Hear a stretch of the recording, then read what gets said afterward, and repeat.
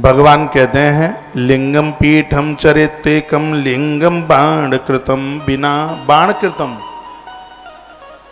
कृतम बिना, लिंगम पीठम चरित्वकम। जिस धातु का शिवलिंग है पीठ उसी धातु की होनी चाहिए। एक नर्मदेश्वर को छोड़े, एक नर्मदेश्वर को छोड़ करके, नर्मदेश्वर को चांदी की जलहरी में बिठाइए, नहीं तो लोहे का शिवलिंग है तो जलहरी लोहे की, पीतल का शिवलिंग है तो जलहरी पीतल की, सोने का शिवलिंग है तो जलहरी स्वर्ण की।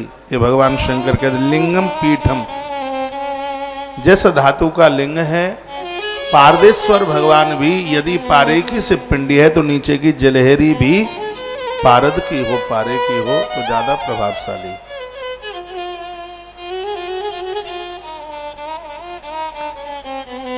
चांदी में भी पारद को स्थापित किया जाता है,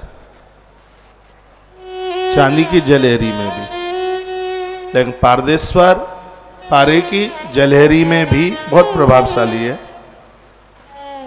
न्यूनन्यत फलम मल्पम स्यादितकम नई विदुष्यते कर्तुरेकांग न्यूनम चरेमी चतुर। भगवान कहते हैं जिस धातु के द्वारा लिंग निर्मित है उसी धातु का उसका सिंहासन भी निर्माण करा दे।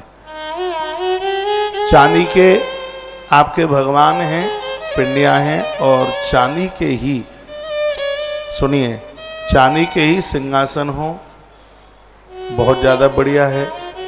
एक लकड़ी का सिंहासन गृहस्थ लोगों के लिए, जो बड़ा वाला जो सिंहासन जिसको मंडप कहते हैं, लकड़ी के सिंहासन की बड़ी महिमा का उसका वर्णन किया। उसमें किसी भी धातु के देवता हों वो उसमें बैठ सकते हैं। हाँ जी।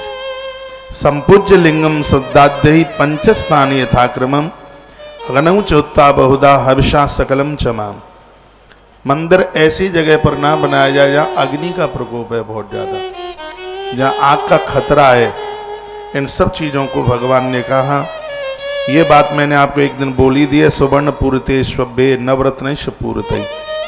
9 रत्नों के भी शिवलिंग और उससे भी भगवान अपने आप में बहुत खुश होते हैं। मूंगा, गोमेद, हीरा, ये सब नवरत्न में ये सब आते हैं। आइए कुछ और भी बातें हैं,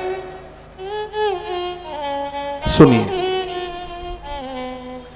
भगवान कहते था देवी मुबा अंकम धृत्वा तिष्ठति शंकरः। सूर्य कहते हैं स्वर्ण ऋषियों को। जिस प्रकार से भगवान शिव ने पार्वती को अपनी गोद में बिठा रखा है, पार्वती को भगवान बड़ा स्नेह करते हैं। पार्वती भक्ति रूप है, इसको स्त्री पुरुष के रिश्ते से न जोड़िएगा। पार्वती श्रद्धा है। वर्णन है कि जैसे भगवान महादेव ने पार्वती को अपनी गोद में बिठा रखा है, यस्यांकेच विभात भूदरसुता, भूदरसुता यानी पर्वत की बेटी को भगवान ने जैसे अपनी गोद में बिठा रखा है, यथा देवी मुपामंकम धत्ता तिष्ठत शंकरा, ये श्लोक है। और यह कथा आप विद्येश्वरी संहिता का 11वां अध्याय सुन रहे हैं, जो शिव महापुराण में बहुत मोस्ट है। इसमें आप टिक मार का लगा लीजिए, अपने अपने घर जरूर पढ़िएगा। शिव महापुराण में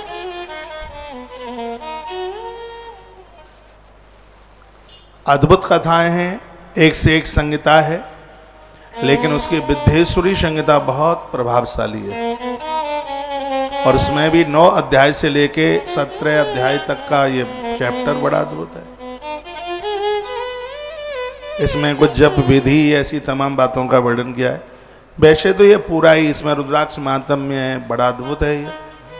इसमें बेल महात्म्य है, बड़ा अद्भुत है ये। आप सुनिए। दिथा देवी मुमा अंकम धृत्वा तिष्ठत शंकरः, यानी इस श्लोक का अर्थ है कि भगवान शंकर ने जैसे भगवती जगदम्बा को अपनी गोद में बिठा रखा है, तथा लिंगमिदं पीठम धृत्वा तिष्ठत संततम, उसी प्रकार से जिसने धरती पर शिवलिंग की स्थापना की है, परमात्मा उस भक्त को भी अपनी गोद और हृदय में ऐसे ही विराजित कर लेते हैं। ईश्वर को वो भक्त बड़ा प्रिय है जो शिवलिंग की स्थापना की है, बहुत ज्यादा प्रिय।